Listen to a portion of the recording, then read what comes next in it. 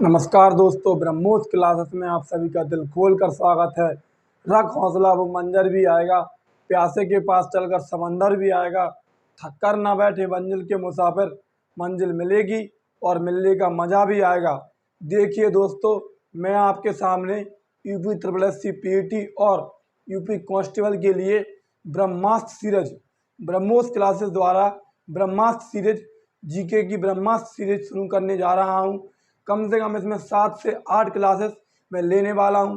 पूरी जीके के जो इम्पोर्टेंट क्वेश्चन बन सकते हैं, उन सभी क्वेश्चन को मैं आपके सामने रखने वाला हूँ। थोड़ा आप लोगों का सपोर्ट चाहता हूँ, क्योंकि देखिए मेरे पास कोई क्वेश्चन टाइप तो है नहीं, बस आप लोग देखिए। आप लोगों का सपोर्ट चाहता हूँ कि मैं किस तरीके से आप लोगों को जीके का कंटेंट बहुत ही अच्छे लेवल का कंटेंट रखने वाला हूँ। देखिए किस तरीके से, यदि बात करें, आपको देख लिया होगा ब्रह्मास्त्र सीरीज, ब्रह्मोस क्लासेस द्वारा ब्रह्मास्त्र सीरीज, और ब्रह्मास्त्र की तरह ही चलने वाली है। आप यकीन मानिएगा कि ब्रह्मास्त्र सीरीज से UP triple S C PET 100%, जिसने इस सीरीज को ले लिया 100% फतह होने वाला है। देखिए बात करते हैं सबसे पहला क्वेश्चन। अगर पहला क्वेश्चन पूछा गया कि विटामिन ए का रासायनिक नाम क्या है, अब तुमसे पहला क्वेश्चन पूछा गया इससे विटामिन से, इसको हटा लीजिए। देखिए ब्रह्मास्त्र सीरीज चल रही है, और अगर तुमसे पहला क्वेश्चन पूछा गया कि विटामिन ए का रासायनिक नाम क्या है, तुमसे विटामिन की बात करिए। अब देखिए विटामिन ए को तो अभी छोड़िए, विटामिन ए में तो अभी गोली मारिए। सबसे पहले बात करें विटामिन की। जो विटामिन है, देखिए मैं आपके सामने कैसा कंटेंट रखने वाला हूँ, आप कंटेंट पर ध्यान दीजिए। जरूर मेरे पास क्वेश्चन टाइप नहीं है, लेकिन फिर भी आप देखिए कि विटामिन की बात करें तो विटामिन किस भाषा का शब्द है। जो विटामिन है, ये विटामिन ही किस भाषा का शब्द है? ग्रीक भाषा का शब्द है। ठीक है। यदि तुमसे पूछ ले कि विटामिन की खोज किसने करी, तो दोस्तों विटामिन की खोज फ्रेडरिक हॉपकिंस ने की। इसको भी याद रखना। कब करी? तो 1912 ईस्वी में की। ठीक है। और तुमसे पूछें कि विटामिन का नाम किसने दिया, तो विटामिन का नाम फंक ने दिया। देखना, ध्यान रखना। अब तुमसे पूछें कि विटामिन कितने प्रकार के होते, तो विटामिन 2 प्रकार के होते। एक तो जल में घुलनशील विटामिन, और दूसरे वसा में घुलनशील विटामिन। अगर मैं जल में घुलनशील विटामिन की बात करूं मैं, तो विटामिन बी और विटामिन सी। और वसा में घुलनशील विटामिन की बात करूं तो अडेक, ADAK, अडेक। ठीक है। तो जल में घुलनशील विटामिन विटामिन बी और विटामिन सी, और वसा में घुलनशील विटामिन तो vitamin A, vitamin D, vitamin E और विटामिन के। ठीक है। यदि बात करें कि विटामिन ए का रासायनिक नाम क्या है, तो विटामिन ए का रासायनिक नाम, दोस्त अच्छे से छाप लेना, इम्पोर्टेंट है ये टॉपिक। विटामिन ए का रासायनिक नाम रेटिनॉल है। और विटामिन ए की कमी से कौन सा रोग होता, तो रतौंधी हो जाता है। विटामिन बी का रासायनिक नाम तुमसे पूछ ले, तो याद रखना विटामिन बी का रासायनिक नाम थायमीन है। और विटामिन बी की कमी से बेरी रोग हो जाता है। और तुमसे पूछे अगर अगला क्वेश्चन कि विटामिन सी का रासायनिक नाम क्या है, तो एस्कॉर्बिक अम्ल है। विटामिन सी का रासायनिक नाम क्या है, तो एस्कॉर्बिक अम्ल है। और इसकी कमी से कौन सा रोग हो जाता, तो इसकी कमी से स्कर्वी रोग हो जाता। विटामिन डी की बात करें तो विटामिन डी का रासायनिक नाम कैल्सीफेरॉल है। विटामिन डी का रासायनिक नाम कैल्सीफेरॉल है। और इसकी कमी से कौन सा रोग हो जाता, तो इसकी कमी से रिकेट्स रोग हो जाता। और बात करें विटामिन ई का रासायनिक नाम, तो विटामिन ई का रासायनिक नाम टोकोफेरॉल है। इसको भी अच्छे से याद रखना। विटामिन ई का रासायनिक नाम टोकोफेरॉल है। और विटामिन के का रासायनिक नाम फिलिक्विनोन है। क्या है? विटामिन के का रासायनिक नाम फिलिक्विनोन है।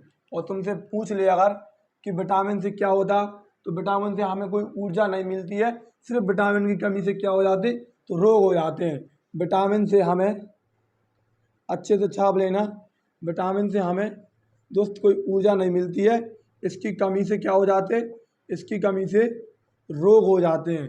ठीक है। तो बात करें एक बार और, देखिए कि मैंने कितने अच्छे तरीके से क्वेश्चन पूछा गया था कि विटामिन ए का रासायनिक नाम क्या है। और मैंने आपको देखो विटामिन पूरी तरीके से विस्तार से खोल के रख दिया।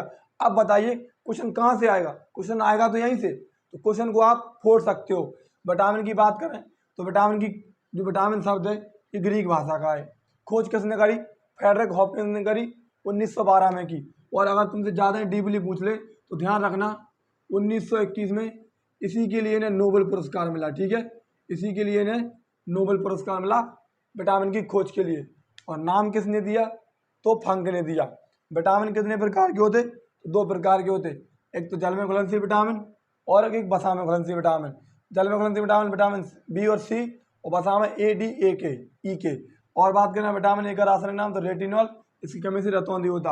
और विटामिन बी की कमी से बी का रासायनिक नाम थायमीन है, जिसकी कमी से बेरी रोग हो जाता है। विटामिन सी का रासायनिक नाम एस्कॉर्बिक अम्ल, जिसकी कमी से स्कर्वी रोग हो जाता है। विटामिन डी का रासायनिक नाम कैल्सीफेरॉल, जिसकी कमी से रिकेट्स रोग हो जाता है बच्चों में। विटामिन ई का रासायनिक नाम टोकोफेरॉल है। और विटामिन के का रासायनिक नाम फिलिकोग्नोन है। अगर तुमसे पूछ ले कि विटामिन बी12 का रासायनिक नाम क्या है, तो विटामिन बी12 का रासायनिक नाम है साइनोकोबालमिन। साइनोकोबालमिन, इसको भी अच्छे से याद रखना। विटामिन बी12 का रासायनिक नाम क्या है, तो साइनोकोबालमिन है। इसे नीला विटामिन कहते हैं। कौन सा विटामिन, इसे नीला विटामिन कहते हैं, इसको भी याद रखना। विटामिन बी12 का रासायनिक नाम साइनोकोबालमिन, इसे नीला विटामिन कहते हैं। इसमें कोबाल्ट धातु पाई जाती है। कौन सी धातु, तो इसमें कोबाल्ट धातु पाई जाती है। और तुमसे पूछ ले कि विटामिन बी12 का निर्माण कहाँ होता है, तो विटामिन बी12 का निर्माण हमारे शरीर में यकृत में होता है। विटामिन बी12 का निर्माण हमारे शरीर के यकृत में होता है। तो विटामिन बी12 का रासायनिक नाम साइनोकोबालमिन है, इसे नीला विटामिन कहते हैं। इसमें कोबाल्ट धातु पाई जाती है और यकृत में इसका निर्माण होता है। और तुमसे पूछ ले कि किस विटामिन को हार्मोन्स भी कहते हैं, तो विटामिन डी को हार्मोन्स भी कहते हैं। किस विटामिन को हार्मोन्स भी कहते हैं, तो विटामिन डी को हार्मोन्स भी कहते हैं। किसको, विटामिन डी को हार्मोन्स भी कहते हैं। और एक क्वेश्चन ध्यान रखना, अगर तुमसे पूछे कि दूध में कौन सा विटामिन नहीं पाया जाता है, तो दूध में सभी प्रकार के विटामिन पाए जाते हैं, सिर्फ विटामिन सी को छोड़कर। तो मतलब दूध में, क्योंकि विटामिन सी खट्टा होता है और विटामिन सी जो होता है वो खट्टे पदार्थ में पाया जाता है। ठीक है, तो दूध में सिर्फ विटामिन सी नहीं पाया जाता। जो क्वेश्चन बनता है, दूध में सिर्फ विटामिन सी नहीं पाया जाता और दूध में सभी प्रकार के विटामिन पाए जाते हैं। दूध में कौन सा विटामिन नहीं पाया जाता, तो दूध में विटामिन सी नहीं पाया जाता। अगर तुमसे पूछें कि विटामिन डी का सबसे अच्छा स्रोत, तो सूर्य का प्रकाश है। विटामिन डी का सबसे अच्छा स्रोत सूर्य का प्रकाश है। और विटामिन सी का सबसे अच्छा स्रोत तो खट्टे पदार्थ। और विटामिन ए का रासायनिक नाम रेटिनॉल है, और इसके लिए सबसे अच्छा स्रोत है तो गाजर है। देखिए विटामिन आपके सामने पूरा जो इम्पोर्टेंट तरीके से था वो रख दिया। क्वेश्चन पूछा था विटामिन ए का रासायनिक नाम क्या है। ठीक है, अगले क्वेश्चन की बात करें, देखिए क्वेश्चन नंबर 2। अब क्वेश्चन नंबर 2 क्या कह रहा है, मैं कह रहा जिसने भी ब्रह्मास्त्र सीरीज मेरे साथ ले ली 100% यूपी SSC PET में, उसका अच्छे खासे मार्क्स उसके आने वाले हैं। कोई नहीं रोकने वाला, अच्छे खासे मार्क्स। क्योंकि देखो यूपी SSC PET में हर सब्जेक्ट से, चाहे आपकी जीके हो, चाहे करंट अफेयर्स हो, चाहे साइंस हो, उससे हिस्ट्री हो, 5-5 क्वेश्चन सबसे आने वाले हैं। क्वेश्चन नंबर 2 पूछा गया कि WHO की स्थापना कब हुई। WHO की स्थापना कब हुई बताइए। इसके बाद में ILO भी बताइए, ICC भी बताइए, ILO, WTO, ICC भी बताइए, और इसरो और DRDO सबकी छाप दीजिए। ठीक है, तुमसे क्वेश्चन पूछा गया WHO, मैंने आपके सामने इनको रख दिया। देखो WHO की बात करें, WHO की स्थापना 7 अप्रैल 1948 को हुई। कब हुई, WHO की स्थापना 7 अप्रैल 1948 को हुई। अगर तुमसे पूछ ले कि WHO के वर्तमान में अध्यक्ष कौन है, तो डॉक्टर टेड्रोस हैं। कौन है, WHO के वर्तमान में अध्यक्ष डॉक्टर टेड्रोस हैं। और इसका हेडक्वार्टर कहाँ है, इसके हेडक्वार्टर की बात करें तो इसका हेडक्वार्टर कहाँ पे है, जिनेवा में है। इसको भी याद रखना। WHO की स्थापना कौन है, कब हुई, 7 अप्रैल 1948 को हुई। इसके अध्यक्ष डॉक्टर टेड्रोस हैं, हेडक्वार्टर जिनेवा में है। ILO की बात करें तो ILO की स्थापना 1919 में हुई। इसके अध्यक्ष कौन है? तो गिलबर्ट हैंगबो हैं। कौन है? गिलबर्ट हैंगबो हैं। ठीक है, गिलबर्ट हैंगबो हैं। इसका हेडक्वार्टर कहाँ है? तो इसका भी हेडक्वार्टर जिनेवा में है। WTO की बात करें, WTO की स्थापना डेट शायद याद रखना 1 जनवरी 1995 को हुई। इसका हेडक्वार्टर कहाँ है? सबसे पहले तो इसका हेडक्वार्टर कहाँ पे है? तो जिनेवा में है। इसको अच्छे से याद रखना। और WTO के वर्तमान में अध्यक्ष कौन है? इसकी महानिदेशक नागोजी ओंकाजा इवेला हैं, जो कि मोस्ट इम्पोर्टेंट है क्योंकि पहली महिला महानिदेशक है WTO की। और ये कहाँ की हैं? तो ये नाइजीरिया की हैं, इसको भी याद रखना। कहाँ की हैं? तो नाइजीरिया की हैं। अगर ICC की बात करें तो ICC की स्थापना 1909 में हुई। कब हुई? 1909 में हुई। और इसके वर्तमान में अध्यक्ष कौन है? तो इसके वर्तमान में अध्यक्ष ग्रेग बर्कले हैं। कौन है? ग्रेग बर्कले हैं। और इसका हेडक्वार्टर कहाँ है? तो दुबई में है। इसरो की बात करें दोस्त, तो इसरो की स्थापना कब हुई? इसको भी अच्छे से याद रखना। इसरो की स्थापना 15 अगस्त 1969 को हुई। और इसकी वर्तमान में अध्यक्ष कौन है? तो S सोमनाथ हैं। कौन है? S सोमनाथ हैं। और इसरो का हेडक्वार्टर कहाँ पर है? तो बेंगलुरु में है। कहाँ पर है? बेंगलुरु में है। और DRDO की बात करें तो DRDO की स्थापना 1958 में हुई।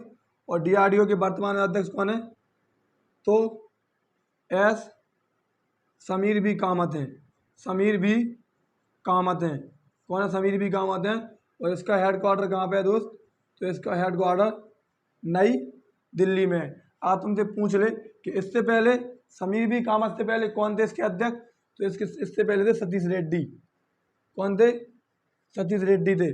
और S सोमनाथ से पहले कौन थे? तो K सिवान थे। और K सिवान को एक पुरस्कार दिया गया था, बॉन करमन पुरस्कार। बॉन करमन पुरस्कार किसको दिया गया था? तो K सिवान को दिया गया था बॉन करमन पुरस्कार। बॉन करमन पुरस्कार किसको दिया गया था? तो K सिवान को दिया गया था। और समीर बी कामत वर्तमान में DRDO के अध्यक्ष हैं। इससे पहले कौन थे? सतीश रेड्डी थे। ठीक है, याद रखना। देखिए एक बार और देखिए, WHO 7 April 1948, doctor Tedros Geneva में हेडक्वार्टर। ILO 1919, गिलबर्ट हैंगबो, इसका भी हेडक्वार्टर जिनेवा में। WTO की बात करें 1 जनवरी 1995, नागोजी ओंकोजी इवेला, जो कि नाइजीरिया की हैं, इसका भी हेडक्वार्टर कहाँ पे? जिनेवा में है।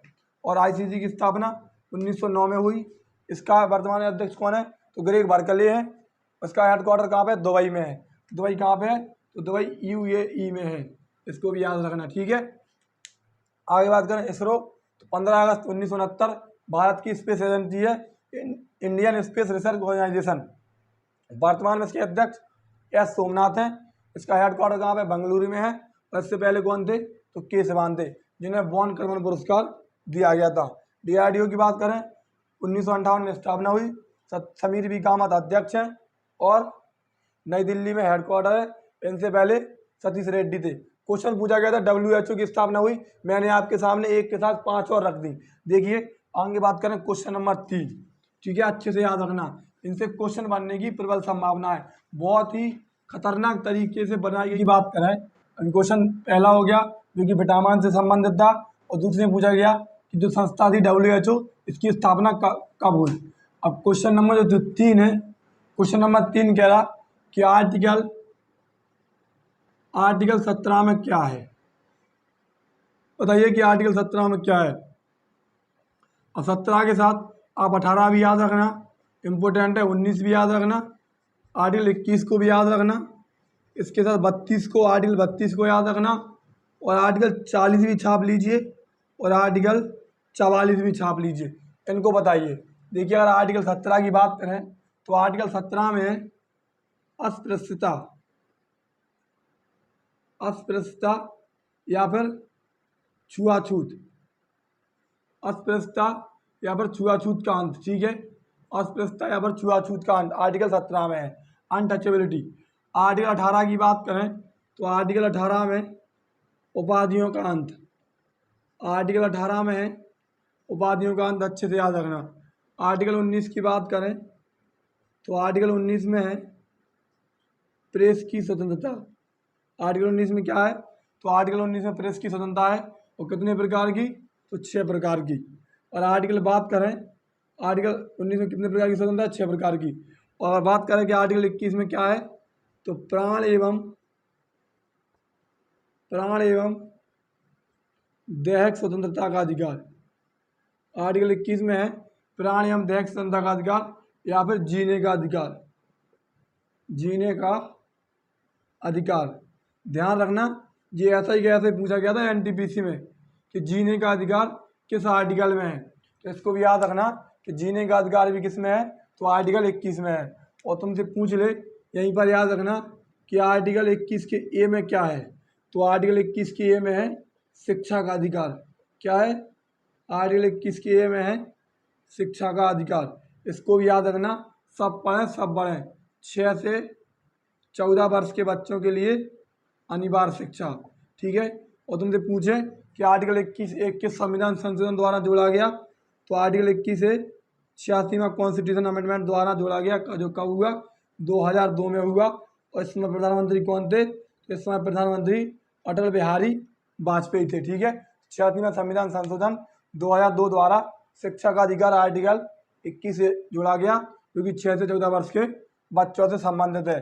आर्टिकल 32 की बात करें तो मोस्ट इम्पोर्टेंट आर्टिकल है, आर्टिकल 32 है संवैधानिक उपचारों का अधिकार।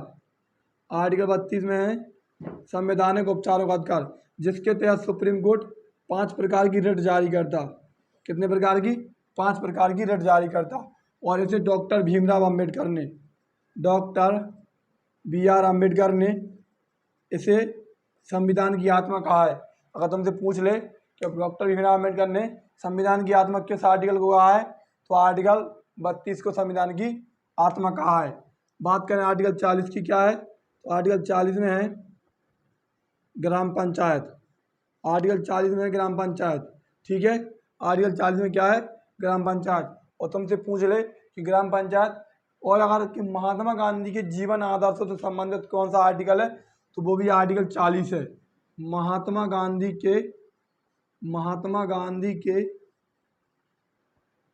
जीवन आदर्शों से संबंधित आर्टिकल। क्वेश्चन पूछा जाता है कि महात्मा गांधी के जीवन आदर्शों से संबंधित आर्टिकल, तो आर्टिकल 40 है। आर्टिकल 44 की बात करें तो आर्टिकल 44 में है समान सिविल संहिता। आर्टिकल 44 में क्या है दोस्तों? तो समान सिविल संहिता। इसको भी याद रखना, अच्छा इंपॉर्टेंट क्वेश्चन है समान सिविल संहिता। अगर तुमसे पूछ ले कि समान सिविल संहिता कहाँ पर लागू है? तो वर्तमान में गोवा में लागू है। और हाल ही में किस राज्य ने मांग करी? तो उत्तराखंड ने इसकी मांग करी है। उत्तराखंड ने इसकी मांग करी समान सिविल संहिता की, और गोवा में लागू है।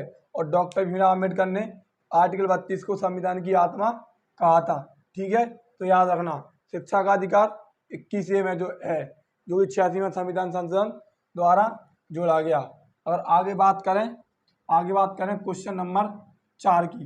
देखिए क्वेश्चन नंबर 3 हो गए, क्वेश्चन नंबर 4 की बात करें। देखिए क्वेश्चन नंबर 4 क्या कह रहा? थोड़ा आप लोग सपोर्ट कीजिएगा, कंटेंट में आपको कमी नहीं रहेगी। कंटेंट देखिएगा कि किस तरीके से मैं आपको देने वाला हूँ। कि क्वेश्चन देखो साइंस से हो गया, पैड के मुताबिक बनाई हुई क्लास है बिल्कुल, उसी के लिए स्पेशल क्लास तैयार की गई है। एक साइंस से भी हो गया, संविधान से भी हो गया, स्टैटिक जीके भी क्वेश्चन हो गया। अब देखो चौथा क्वेश्चन क्या कह रहा? चौथा क्वेश्चन क्या रहा कि गुलाम वंश की स्थापना किसने की? गुलाम वंश की स्थापना किसने की? अब देखो गुलाम वंश की बात करते हैं। अगर तुमसे पूछ ले कि गुलाम वंश की स्थापना किसने की, तो 1206 ईस्वी में किसने की? कुतुबुद्दीन ऐबक ने की। अब एक बात याद रखिए कि गुलाम वंश की स्थापना किसने की? तो 1206 ईस्वी में कुतुबुद्दीन ऐबक ने की। कुतुबुद्दीन ऐबक कौन था? तो मोहम्मद गौरी का गुलाम था। किसका? मोहम्मद गौरी का गुलाम था। और जब मोहम्मद गौरी की बात आई तो यहाँ पर 2 चीज़ याद रखना, एक तो तराइन का प्रथम युद्ध और एक तराइन का द्वितीय युद्ध। तराइन का प्रथम युद्ध कब हुआ? 1191 में हुआ। और तराइन का द्वितीय युद्ध कब हुआ? तो 1192 में हुआ। किस किस के बीच में हुआ? तो मोहम्मद गौरी और पृथ्वीराज चौहान, मोहम्मद गौरी और पृथ्वीराज चौहान। और ये भी किसके बीच में हुआ? तो ये भी मोहम्मद गौरी और पृथ्वीराज चौहान के बीच में हुआ। अगर तुमसे पूछ ले तो जो तरान का प्रथम युद्ध था उसमें गौरी की हार हुई, मतलब गौरी हार गया और पृथ्वीराज चौहान जीत गया। और ध्यान रखना कि उस समय गौरी को बचाकर कौन लाए थे? कुतुबुद्दीन ऐबक ही गौरी को बचाकर लाया था। युद्ध में जब गौरी की हार हो गई तरान के प्रथम युद्ध में, तो कुतुबुद्दीन ऐबक ही गौरी को बचाकर लाए। और दूसरे युद्ध में, तरान के द्वितीय युद्ध में, जो कि 1192 में हुआ, इसमें पृथ्वीराज चौहान हार गए और गौरी इसमें जीत गया। इसके बाद ध्यान रखना 1206 में कुतुबुद्दीन ऐबक ने गुलाम वंश की नींव डाली, गुलाम वंश की स्थापना करी। और गुलाम वंश को ममलूक वंश भी कहते हैं, इसको भी याद रखना। गुलाम वंश को कौन सा वंश कहते? तो गुलाम वंश को ममलूक वंश के नाम से ही जानते हैं। दिल्ली की गद्दी पर बैठने वाला पहला वंश, दिल्ली की गद्दी पर बैठने वाला पहला वंश था गुलाम वंश। ठीक है। और तुमसे शासक पूछे दिल्ली की गद्दी पर बैठने वाला पहला शासक तो कुतुबुद्दीन ऐबक था। अगर तुमसे पूछ ले कुतुबुद्दीन ऐबक को लाख बख्श का सरदार कहा जाता था, लाख बख्श का सरदार, लाख बख्श का सरदार कहा जाता था क्योंकि ये लाखों का दान देने वाला था। और याद रखना कुतुब मीनार और अढ़ाई दिन का झोपड़ा, कुतुब मीनार और अढ़ाई दिन का झोपड़ा दोस्त किसने बनवाया था? तो कुतुबुद्दीन ऐबक ने बनवाया था। कुतुब मीनार दिल्ली में है और अढ़ाई दिन का झोपड़ा कहाँ पर है? तो अजमेर में है।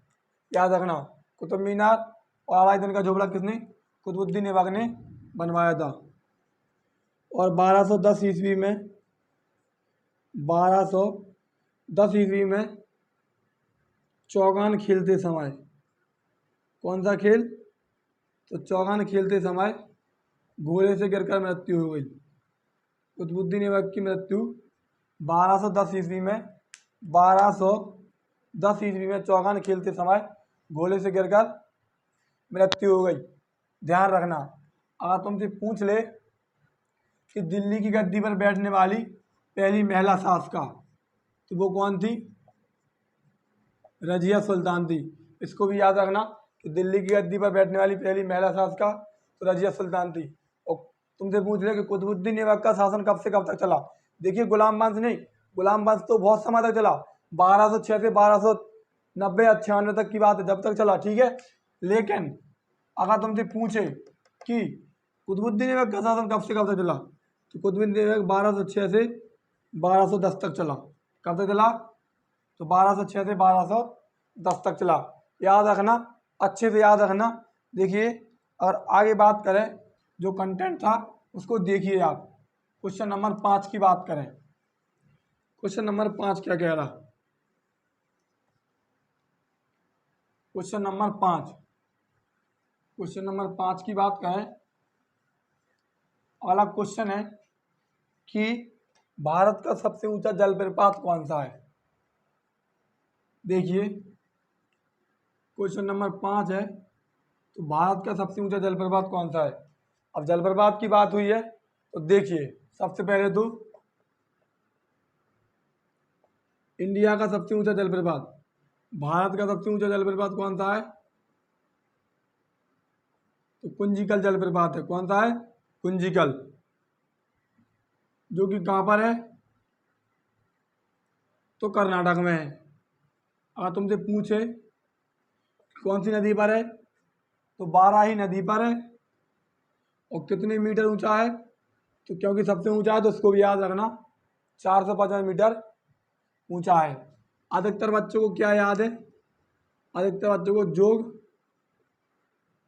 गरसोप्पा या फिर महात्मा गांधी कि ये भारत का सबसे ऊंचा जलप्रपात है, लेकिन नहीं, ये एक ही नाम है, जोग गरसोप्पा या फिर महात्मा गांधी, ये एक ही नाम है, लेकिन नहीं, इससे पहले था, अब नहीं है जी।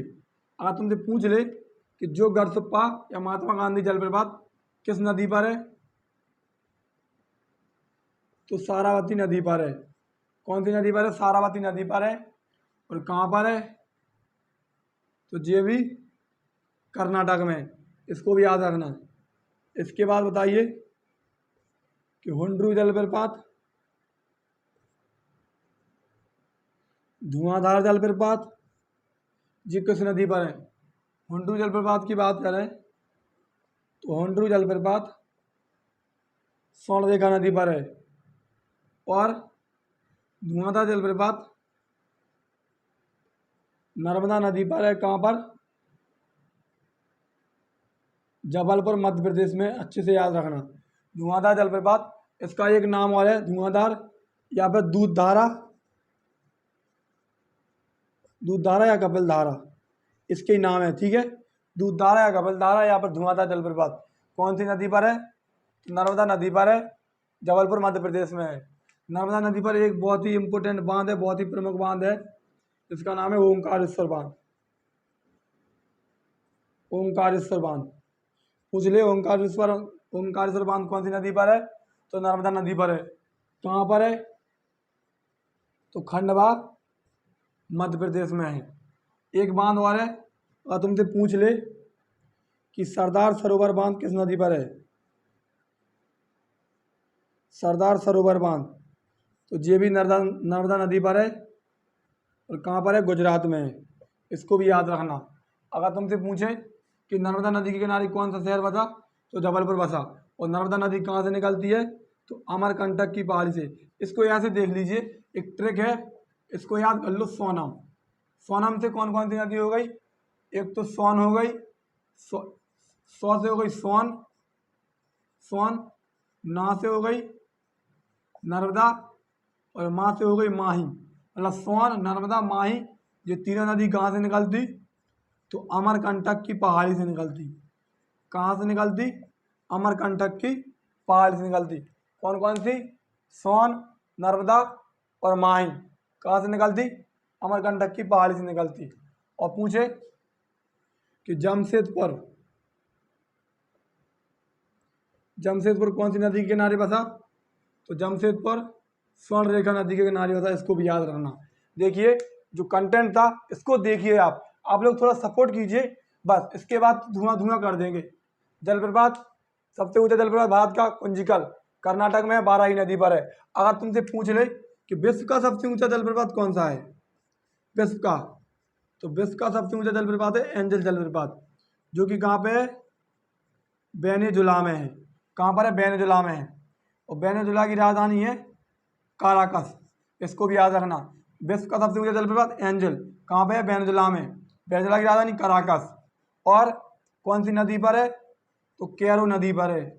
कौन सी नदी पर? कैरो नदी पर।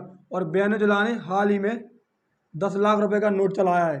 तुमसे पूछ ले किस देश ने 10 लाख रुपए का नोट चलाया, तो वेनेजुला ने चलाया। भारत का भी बता दिया और विश्व का भी बता दिया।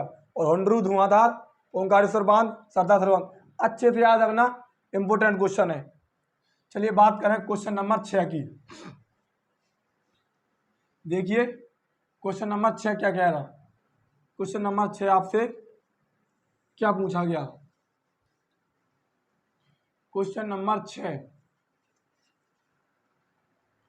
क्वेश्चन नंबर 6 कह रहा कि भारत रत्न 2019 में भारत रत्न किसको दिया गया? 2019 में भारत रत्न की बात कर रहा, क्वेश्चन नंबर 6। तो देखिए क्वेश्चन नंबर 6 भारत रत्न की बात कर रहा है। तो क्वेश्चन नंबर 6 की बात करें, भारत रत्न की शुरुआत 1954 में हुई। पहली बार 3 लोगों को मिला। और तुमसे मुझे 3 लोगों में भी पहले किसको मिला? तो राजगोपालाचारी को मिला। देखिए एक तो राजगोपालाचारी, दूसरे नंबर पर सर्वपल्ली राधाकृष्णन, और तीसरे कौन थे? सीवी रमन। सर्वपल्ली राधाकृष्णन कौन थे? तो भारत के पहले उपराष्ट्रपति। और इनके जन्म दिवस पर 5 सितंबर को कौन सा दिवस मनाते? शिक्षक दिवस मनाते, राष्ट्रीय शिक्षक दिवस। और सीवी रमन 28 फरवरी 28 फरवरी को कौन सा दिवस मनाते हैं इनके जन्म दिवस पर? विज्ञान दिवस, क्योंकि इन्होंने रमन प्रभाव की खोज करी थी। किसकी? तो रमन प्रभाव की खोज करी थी सीवी रमन ने। अगर तुमसे अब पूछे कि 2019 में किसको मिला, तो 2019 में 3 लोगों को मिला। किस किस को? एक तो प्रणब मुखर्जी,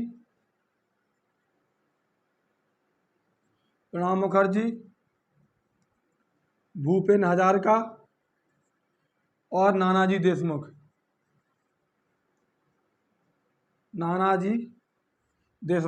इनको भी याद रखना। 2019 में किनको मिला? प्रणब मुखर्जी, भूपेन हजारिका और नानाजी देशमुख। प्रणब मुखर्जी कौन थे? तो ये भारत के राष्ट्रपति थे। ठीक है, याद रखना। अब तुमसे पूछ ले कि भारत रत्न क्या किसी विदेशी को दिया गया? तो हाँ, कितने? 2 लोगों को दिया गया। कौन कौन से? एक तो खान अब्दुल गफ्फार खान, जो कहाँ के हैं? पाकिस्तान के। इन्हें सीमंत गांधी के नाम से जाना जाता। और खुदाई खिदमतगार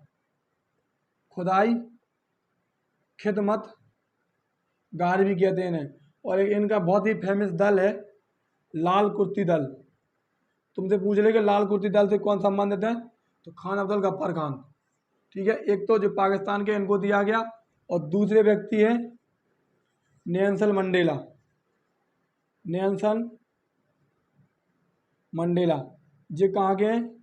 तो ये साउथ अफ्रीका के हैं। एक इनकी बहुत ही फेमस बुक है a long walk to freedom. ठीक है, तुमसे पूछ रहे एक लॉन्ग वॉक टू फ्रीडम किसकी पुस्तक है? तो नेल्सन मंडेला की है। 2 विदेशी व्यक्तियों को दिया गया। अभी तक टोटल कितने लोगों को भारत रत्न दिया गया? तो अभी तक टोटल 48 लोगों को भारत रत्न पुरस्कार दिया गया। 1954 में क्या किसी और पुरस्कार की शुरुआत हुई? तो हाँ, साहित्य अकादमी पुरस्कार की भी शुरुआत कब हुई? तो 1954 में ही साहित्य अकादमी पुरस्कार की शुरुआत हुई। तो देखिए, भारत रत्न शुरुआत 1954, पहली बार 3 लोगों को मिला। अच्छे से याद रखना, 2019 में 3 लोगों को, 2 विदेशी व्यक्ति खान अब्दुल गफ्फार खान और नेल्सन मंडेला। छाप लेना, इंपोर्टेंट है। Question number 6। अब क्वेश्चन नंबर 7 की बात करें। क्वेश्चन नंबर 7 क्या कह रहा? देखिए, क्वेश्चन नंबर 7 जरूर क्वेश्चन अभी 7 हुए हैं, लेकिन उनके अंदर जो टॉपिक है, कोई भी टॉपिक हो, जलप्रपात हो, मैंने ऐसा नहीं कि आपको सिर्फ भारत का देखिए एक ही जलप्रपात पढ़ा दिया, क्वेश्चन आगे बढ़ गया। एक टॉपिक का नाम लिख लिया, उससे 15 से 20 क्वेश्चन जितने बन सकते थे सब आपको मैंने कंप्लीट करा दिए। बस अच्छे से पढ़ लो आप। तो सिर्फ देखिए, क्वेश्चन नंबर 7 कह रहा मरुस्थल की बात करें। अगर तुमसे पूछ ले कि आटाकामा मरुस्थल कहाँ पर है? आटाकामा के बाद टकला मकान ही बताइए। टकला मकान, आटाकामा, गोबी का मरुस्थल, थार का मरुस्थल और रब अल खाली। इसको ही बता दीजिए। देखिए, आटाकामा की बात करें तो आटाकामा मरुस्थल पेरू और चिली की सीमा पर है। पेरू और चिली की सीमा पर। टकला मकान मरुस्थल कहाँ पर है? तो चीन में है। गोबी का मरुस्थल कहाँ पे है दोस्त? तो गोबी का मरुस्थल मंगोलिया पे है। और थार का मरुस्थल कहाँ पे है? तो भारत में है। और रब खाली की बात करें तो सबसे बड़ा रेतीला मरुस्थल कौन सा है? सबसे बड़ा रेतीला मरुस्थल है रब खाली, जो कि कहाँ पे है? सऊदी अरब में है। कहाँ पर है? सऊदी अरब में। आटाकामा पेरू और चिली की सीमा पर है। टकला मकान चीन में है। गोबी मंगोलिया में है। थार भारत में है। और रब खाली सऊदी अरब में है। अच्छे से याद रखना। अगर तुमसे बात करें कि चीन के राजधानी क्या है, तो चीन की राजधानी क्या है और चीन के वर्तमान में राष्ट्रपति कौन है? चीन के वर्तमान में राष्ट्रपति कौन है? तो चीन के वर्तमान में राष्ट्रपति हैं शी जिनपिंग। कौन है? शी जिनपिंग है। और चीन की राजधानी शायद सबको पता होगा बीजिंग में है। ठीक है, कहाँ पर है? बीजिंग में है। और यहाँ पर बीजिंग में एक हेडक्वार्टर है SCO का, शंघाई सहयोग संगठन का हेडक्वार्टर कहाँ पे है? तो बीजिंग चीन में है। इसको भी आप याद रखना। और मंगोलिया की राजधानी क्या है? ये यूपी पुलिस 2018 में पूछा हुआ क्वेश्चन है कि मंगोलिया की राजधानी क्या है? तो मंगोलिया की राजधानी उलान बटोर है। इसको भी याद रखना। और मंगोलिया की राजधानी क्या है? तो उलान बटोर है। और भारत तो फिर बात ही अलग है। ठीक है, भारत तो एक विश्व गुरु है। ठीक है, भारत की बात करें तो भारत की तो कुछ बात ही नहीं है। भारत एक विश्व गुरु है। आटा गाँव स्थल पेरू और चिली की सीमा पर बात है। अगला क्वेश्चन की बात करें, क्वेश्चन नंबर 8 देखिए। क्वेश्चन नंबर 8 क्या कह रहा? क्वेश्चन नंबर 8 की बात करें, क्वेश्चन नंबर 8 है, क्योंकि क्वेश्चन नंबर 8 किसके बारे में बात कर रहा? तो क्वेश्चन नंबर 8 है कि कर्क रेखा भारत के कितने राज्यों से गुजरती है? अब देखिए, कर्क रेखा भारत के कितने राज्यों से गुजरती है? तो कर्क रेखा भारत के 8 राज्यों से गुजरती है। और 23.5 डिग्री 8 राज्यों से गुजरती है। अगर तुमसे पूछ ले कि भारत को 2 भागों में कौन सी रेखा बांटती, भारत को 2 भागों में कौन सी रेखा बांटती? तो यही कर्क रेखा बांटती। और कर्क रेखा को 2 बार काटने वाली नदी, कर्क रेखा को 2 बार काटने वाली नदी तो माही नदी है। कौन सी नदी? कर्क रेखा 8 राज्यों से गुजरती, 23.5 डिग्री, भारत को 2 भागों में बांटती और कर्क रेखा को 2 बार कौन सी नदी काटती? तो माही नदी काटती। अगर तुमसे पूछे इसके बाद कि भारत की सीमा कितने देशों से लगती है? तो 7 देशों से लगती है। कितने देशों से? 7 देशों से लगती है। सबसे ज़्यादा किससे लगती? सबसे ज़्यादा लगती बांग्लादेश से। किससे लगती? सबसे ज़्यादा लगती सबसे ज़्यादा बांग्लादेश से। और सबसे कम किससे लगती? तो अफगानिस्तान से लगती। किससे लगती? सबसे कम दोस्त अफगानिस्तान से लगती है। और तुमसे पूछे कि 3 बीघा कॉरिडोर, 3 बीघा कॉरिडोर किन के बीच में है? तो भारत और बांग्लादेश के बीच में है। 3 बीघा कॉरिडोर किस किस के बीच में है? तो भारत और बांग्लादेश के बीच में है। और डूरंड रेखा, डूरंड रेखा किन किन के बीच में है? तो भारत और अफगानिस्तान के बीच में है। इसको भी याद रखना। सबसे कम अफगानिस्तान से लगती, सबसे ज़्यादा बांग्लादेश से लगती। और तुमसे पूछे कि बांग्लादेश से कौन सा राज्य 3 ओर से घिरा है? तो वो त्रिपुरा है। त्रिपुरा बांग्लादेश से 3 ओर से घिरा है। ठीक है, डूरंड रेखा किन किन के बीच है? अफगानिस्तान के बीच है। अगर तुमसे पूछे कि मैकमोहन रेखा किसके बीच है? मैकमोहन और रेडक्लिफ। ठीक है, इनको भी छाप दीजिए कमेंट में। ठीक है, इनका आंसर आप लोग मुझे कमेंट में दोगे कि मैकमोहन रेखा किस किस के बीच में है और रेडक्लिफ रेखा किस किस के बीच में है। डूरंड रेखा भारत और अफगानिस्तान के बीच में है। कर्क रेखा 8 राज्यों से गुजरती, भारत को 2 भागों में बांटती और कर्क रेखा को 2 बार कौन सी नदी काटती? तो माही नदी काटती। भारत की सीमा 7 राज्यों से, 7 देशों से लगती। ठीक है, सबसे ज़्यादा बांग्लादेश से और सबसे कम अफगानिस्तान से। 3 बीघा कॉरिडोर बांग्लादेश के, भारत और बांग्लादेश के बीच में है। और ये क्या बात याद रखना